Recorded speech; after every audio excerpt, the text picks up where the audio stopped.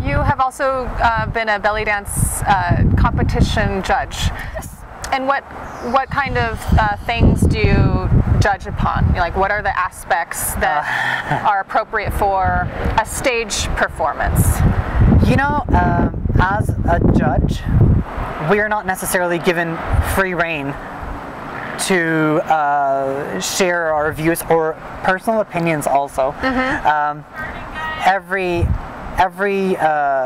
competition has a form of criteria that we're supposed to abide by, and we're often given pretty specific direction on how to fill these forms out. Yeah.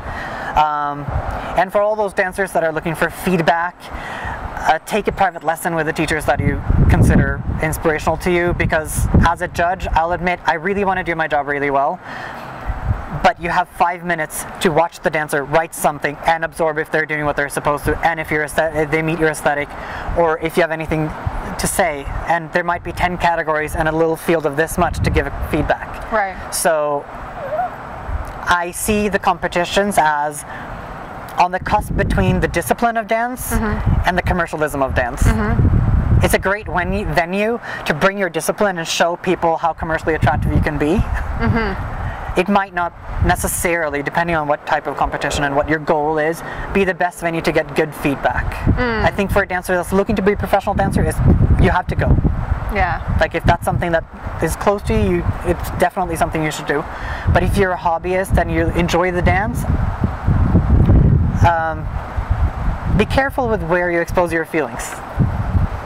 It's hard to take in the feedback that you get from judges that have very, very short time to give you any kind of feedback. Yeah. And if you're number 34 halfway through the day, Right.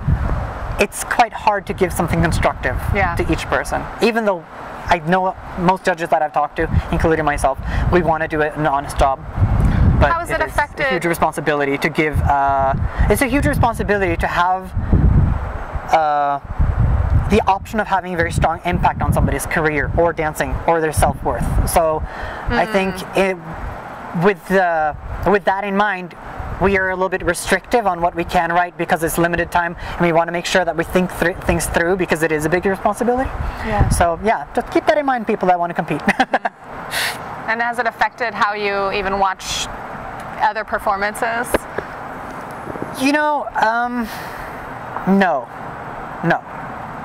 When I judge, it's a job, and it's a job that is given to me with the trust of the sponsor, with the trust of the dancers that are competing. I go in there and I put myself on the back burner and I do my job as a person that takes part in the discipline. I think it's a huge honor, but even a bigger responsibility. I don't feel that it's appropriate for me to take the context of a competition into my complete reality as a dancer or a teacher. I think that it's very different to dance in a stage show where you're being paid to dance versus dancing in a competition, versus dancing in a restaurant, versus dancing at a party, versus being in a DVD. At a wedding. At a wedding, yes. Every occasion that you can present dance is different, and they have different parameters. And I think it would be unfair to myself and to the person dancing and the rest of the audience and my students that then will hear my opinion about it to contextualize that as competition. As an artist, I'm only as rich as the influences that I take in and the impact that I allow to happen on me. I have to be pretty open to let things come in and meet me, rather than be ready with my judgment before I even get to experience it. Oh, that's lovely. Thank you. Yeah. I try. Right.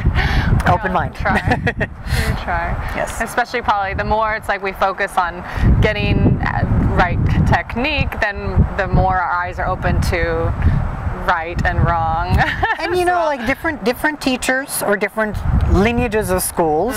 I know we have all our individual expressions, but we are colored by our teachers and who they were colored by. So just like Indian classical dance, we are in a lineage. Whether it's as strict as Indian classical dance or not, it's really up to the individual dancer how you want to carry forward the heritage of your teachers. But I think that it's important to keep your eyes open to the variations that exist between the different strains of thought. Instead of just being like, and you know, there's many ways to say this sentence or this concept. Yes. So you can use that when you're watching a dance performance as well. And I mean, if I just say I belly dance, then I also erase all distinctions between the Turkish culture, between the Egyptian culture, between the American culture, between the Greek culture, between the Egyptian culture, the Lebanese culture, any culture that this dance exists in. Any dance form takes some color from where it's at. You know, so if I just say I belly dance, well, from where? Who did you train with? Then my identification becomes only my own stand.